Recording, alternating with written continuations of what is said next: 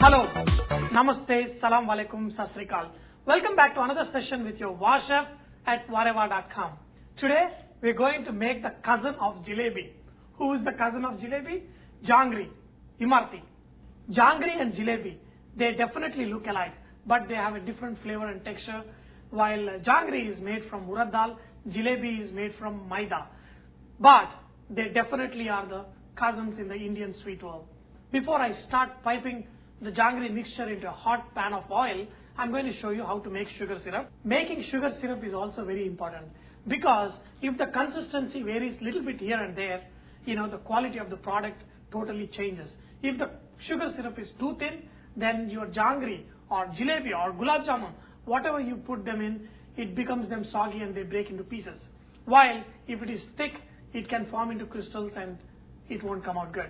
So to make sugar syrup, take sugar. I have taken around 2 cups of sugar and around 1 cup of water just to cover this sugar, and then heat up this sugar so that it forms nice syrup, and bring this sugar syrup to a boil.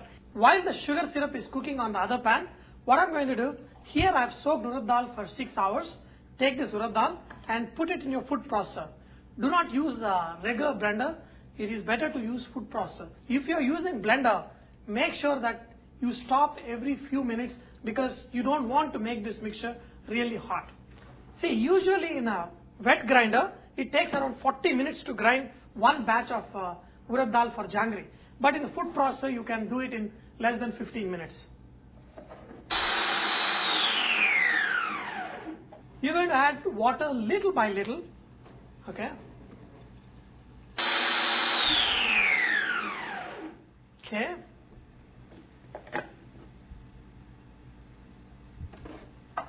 Now, if you look at this mixture, see, if I am dropping, it is forming kind of a string. Okay, that is good. That is a good sign. I'm going to blend it a little more, but here sugar syrup is almost ready, and then I'm going to squeeze in a little bit of lime juice. That will help prevent this sugar syrup forming into crystals again. We'll get back to blending this mixture.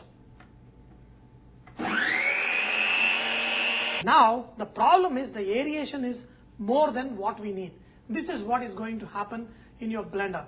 To avoid that, what we're going to do, we're going to add some rice flour. Just going to add a little bit of rice flour.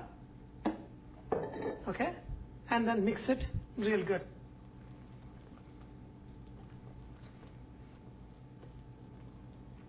Mix like this for 3-4 minutes and your mixture will be ready. Okay, Jangri and jalebi, usually they come in red and a little bit orangish yellow color. So we're going to add some saffron color. Okay, and then mix it good.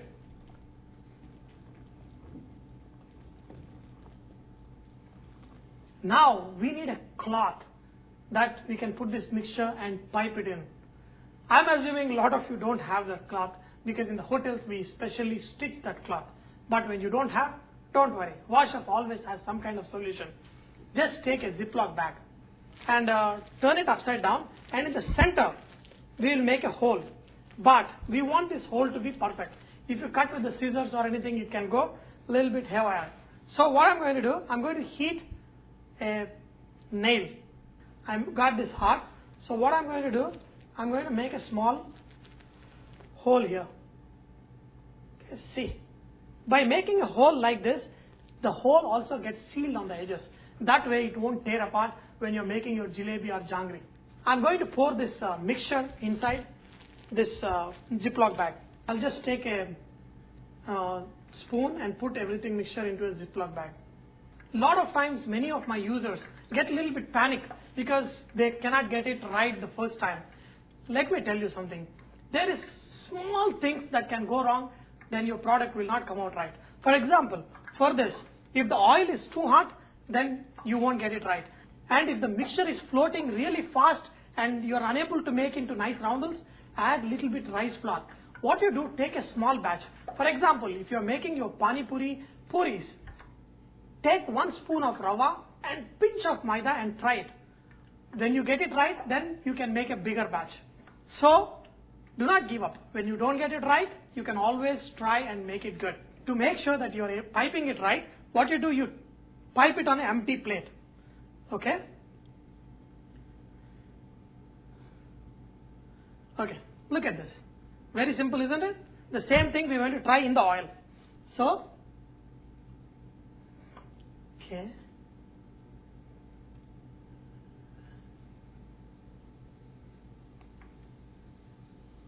Now that it is frying, what you do, just turn them on the other side.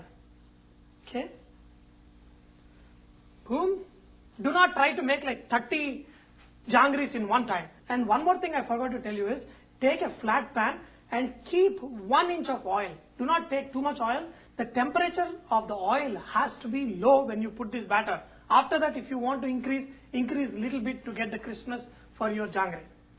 See, now you can see this jangri is nicely crispy and done. So take a rod, pull this jangri onto, and take this jangri and put it in the sugar syrup.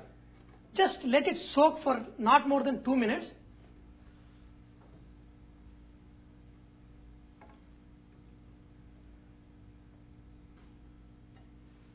Take this jangri and arrange it.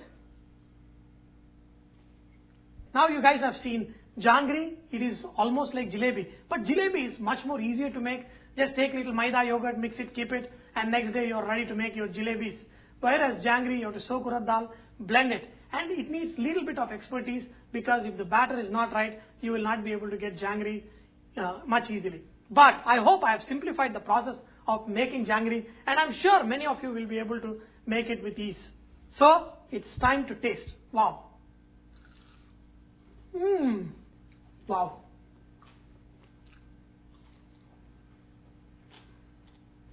Wow. With this jangri done, I want to tell you a small story this young lady wrote to me. She said, Sanjay, I've been watching your shows for free for all this time, and I wanted to donate some money. Since I don't work and I'm a housewife, I asked my husband that I want to donate few dollars to your show. And he said, why? It is free. Why do you want to donate? And his birthday was there that weekend, and he wanted to throw a party for his friends, and he was asking me what I'm going to cook from VahRehVah.com. And I told him, please, we want to go and eat out because I don't want to cook. Because I feel guilty, I've learned something, and I'm cooking it for a party and I haven't donated any. So we'll go to the restaurant and eat. Immediately my husband calculated and said, if 15 people are coming, the minimum it would cost is $150 to go and eat out. So immediately my husband ran and bought and gave me his credit card, saying that go and charge. She told Sanjay, I'm donating $30 towards your site, and I hope this should be enough. Trust me, ladies and gentlemen, whatever you can, if it is $5, $10, $15, whatever you want, you can donate. And not only that, there are a couple of people who are contributing in a very different way. Like this young lady, Priya from New York.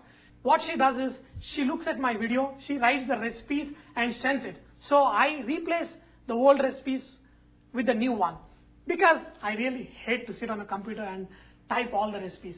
You can contribute in any way you want. Go through the site, give me interesting ideas, and so that this place is more fun. So dear friends, you can contribute in many ways. If you have a good idea that I can implement so many more people can benefit, please send it, and I will be very, very happy to implement. Already a lot of you have sent me a lot of ideas which we are implementing phase by phase. So with all this, remember that VahRehVah is all about inspiring others to cook. So please post your recipes and cooking tips so others may benefit from your great cooking. Thank you.